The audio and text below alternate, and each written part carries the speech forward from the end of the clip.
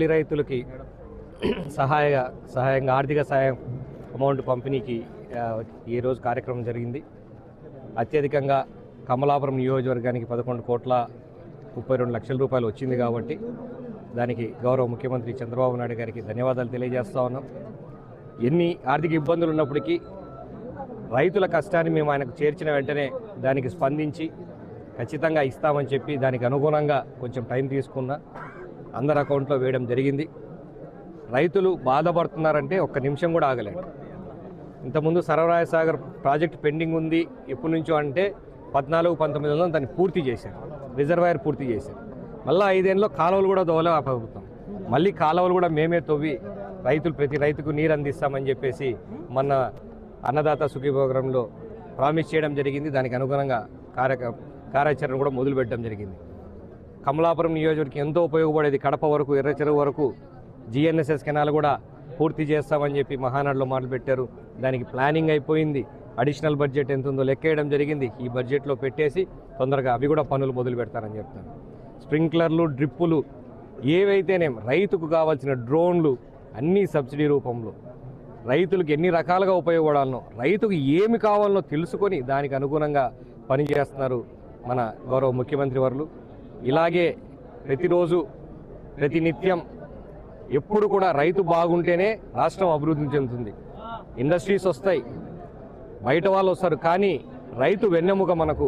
రైతు బాగుంటేనే రాష్ట్రం నిలబడుతుంది. స్పెషల్గా ఆంధ్ర రాష్ట్రం రైతుల మీద బాగా డిపెండ్ అయింది కాబట్టి రైతులకు అన్ని రకాలుగా అందుబాటులో ఉండాలి, వాళ్ళకి ఎప్పుడు కూడా సంక్షేమం చేయాలి అని చెప్పేసి గొప్ప మనసు ఉన్న చంద్రబాబు నాయుడు గారికి ధన్యవాదాలు తెలియజేస్తూ మరొక్కసారి మా ఉల్లి రైతులు కాపాడినందుకు, వాళ్ళందరికీ ఆర్థికంగా అందుబాటులో ఉన్నందుకు, ఆర్థికంగా సహాయపడినటువంటి ముఖ్యమంత్రికి ధన్యవాదాలు. రైతు పక్షపాతి, రైతు కష్టాలు తెలిసిన వ్యక్తి మాన్యశ్రీ ముఖ్యమంత్రి చంద్రబాబు నాయుడు గారు అనే విషయం తెలియజేస్తూ ఈరోజు ఉల్లి రైతుల నష్టపరిహారం కడప జిల్లాలో కమలాపురం నియోజకవర్గంలో ఈరోజు రైతన్నలకు అందజేశామన్న విషయం కూడా తెలియజేస్తూ మరి రాయలసీమలో మొత్తంగా మరి 37,752 మందికి అంటే హెక్టార్కు 50,000 రూపాయల చొప్పున మరి 128.33 కోట్ల రూపాయలు చెక్కును కూడా ఈరోజు అందజేశామన్న విషయాన్ని కూడా మీకు తెలియజేస్తున్నాం.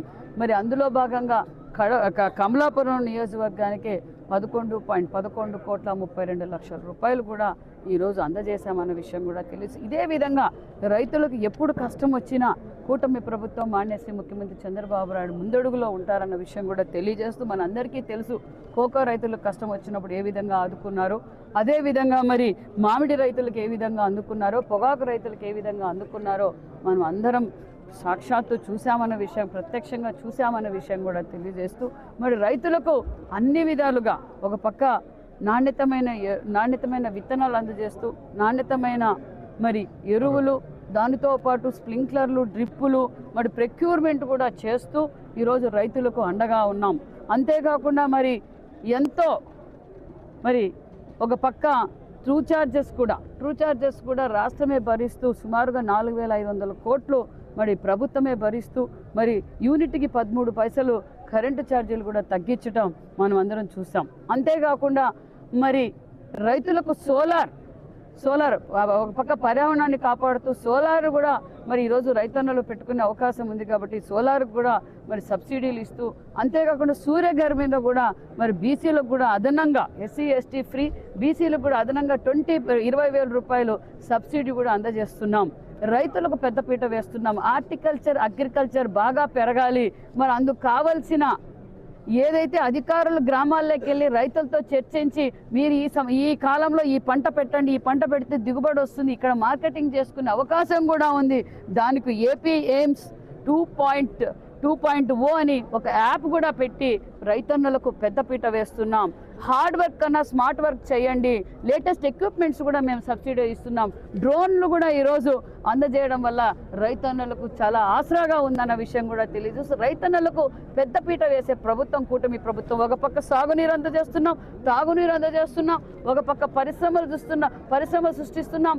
మరి దానితో పాటు రైతన్నులు పండించిన పంటలు మరి ఈరోజు మన రాయలసీమలో హార్టికల్చర్ బాగా అభివృద్ధి జరిగిందంటే ఆ విజనరీ మాన్యశ్రీ ముఖ్యమంత్రి చంద్రబాబు నాయుడు గారు అనే విషయం కూడా తెలియజేస్తూ మరి ఇక్కడ ప్రజలు కోరుకున్నట్లుగానే మరి సాగరు సాగర్ గురించి కూడా మరి అందరూ గతంలో ముఖ్యమంత్రి గారు కూడా అనౌన్స్ చేశారు. మొన్నటి రోజున క్యాబినెట్ రోజు కూడా మేము చర్చించాం. దగ్గరలో పనులు కూడా మొదలు పెడతామన్న విషయాన్ని కూడా మీకు అందరికీ తెలియజేస్తున్నాం. మేడం, భోగాపురం వ్యాయామం పూర్తి చేశాము, దీన్ని ఓపెన్ చేయడం చాలా గర్వకారణంగా ఉంది చెప్పి వైసీపీ అధినేత చెప్తున్నారు. దానిపైన మీ కామెంట్. వైసీపీ అధినేత అసెంబ్లీలోకి వచ్చి మాట్లాడరు కానీ వాళ్ళ సాక్షి పత్రికల్లోనూ సాక్షి మీడియాలో మాత్రమే మాట్లాడుతున్నారు.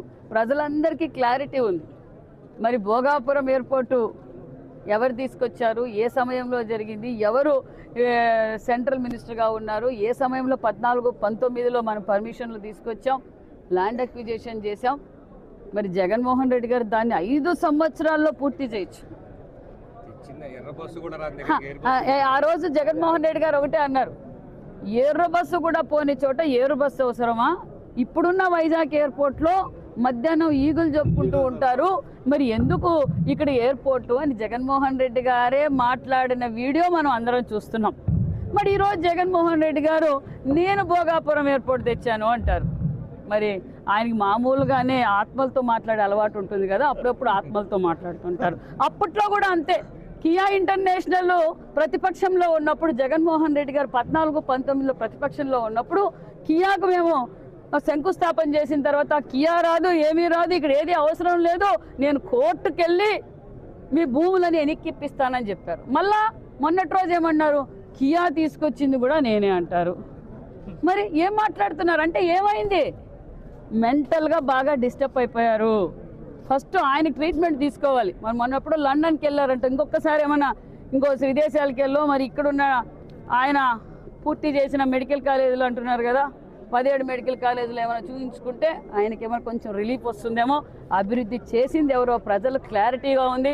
రాయలసీమకు నీళ్ళు ఇచ్చింది ఎవరో క్లారిటీగా ఉంది. రాయలసీమలో పరిశ్రమలు పెట్టింది ఎవరనేది క్లారిటీగా ఉంది. ఆంధ్రప్రదేశ్ ఈరోజు అభివృద్ధిలో పరుగులు పెడుతుంది. ఈరోజు పెట్టుబడుల్లో కూడా ఎక్కువ శాతం మనకే వచ్చాయి.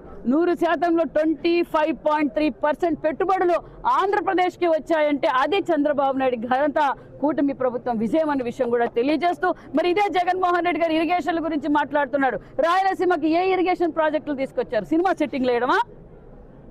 రామకుప్పంలో ఏ విధంగా సినిమా సెట్టింగ్ వేసి నేను నీళ్ళు వదులుతుందని చెప్పి సాయంకాలానికి సినిమా సెట్టింగ్ క్రేన్లతో ఎత్తేసిన విషయం మనం చూడలేదా?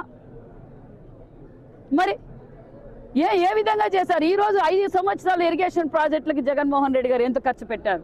ఈరోజు మేము 18నెలలో ఎంత ఖర్చు పెట్టామో చర్చించడానికి మేము సిద్ధంగా ఉన్నాం. జగన్మోహన్ రెడ్డి గారికి తాగునీరు లేవు పులివెందుల్లో, ఆ తాగునీరు ఇచ్చింది కూడా మేమే.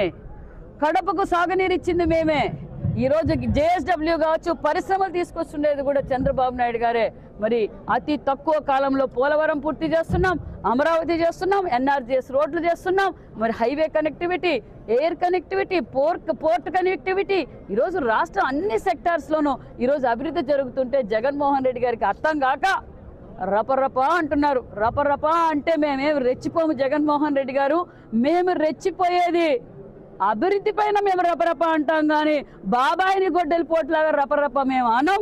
మా పార్టీ అది కాదు, మేము క్లారిటీగా ఉన్నాం, మేము అభివృద్ధి ధ్యేయంగా పనిచేస్తున్నాం అన్న విషయం కూడా తెలియజేస్తున్నాం. చరిత్ర సృష్టించినోడు ఇప్పుడు ఆ చరిత్రని తిరగరాయబోతున్నాడు. అబద్ధాల గోడల్ని బద్దలు కొట్టి నిజాలను రాగా మీ ముందుంచబోతున్నాడు.